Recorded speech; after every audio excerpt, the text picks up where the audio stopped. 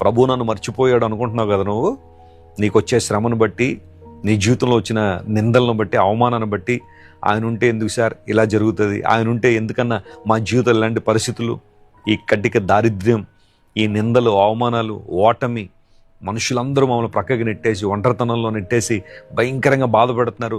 ప్రభువు మాతో ఉంటే మాకు ఎందుకు జరుగుతాయి ఇలాంటివి. ఒక రోజున గిద్యోను కూడా అలా అడిగాడు, దేవుడు మాకు తోడుంటే ఏమైపోయిన అద్భుతాలని. ప్రభు అన్నాడు, యూ రైజ్ అప్, నిన్ను ఉపయోగించి అద్భుతాలు చేస్తాను రా అన్నాడు.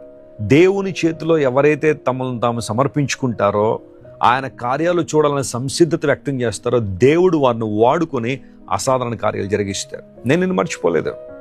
సియోను అనుకుంటుందట దేవుడు నన్ను మర్చిపోయాడని. ఎగ్జాక్ట్గా అదే సమయంలో దేవుడు వాగ్దానం ఇచ్చాడు, చూడుమో నా అరచేతుల్లో నేను చెక్కుకున్నాను. ఎలా మర్చిపోతాను నేను?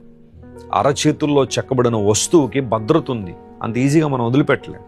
అరచేతిలో ఉన్న వస్తువును ప్రతిసారి మనం చూసుకుంటాం. ఇక్కడ దేవుడు కేవలం నా చేతిలో నేను ఉంచానలా చెక్కుకున్నానన్నాడు.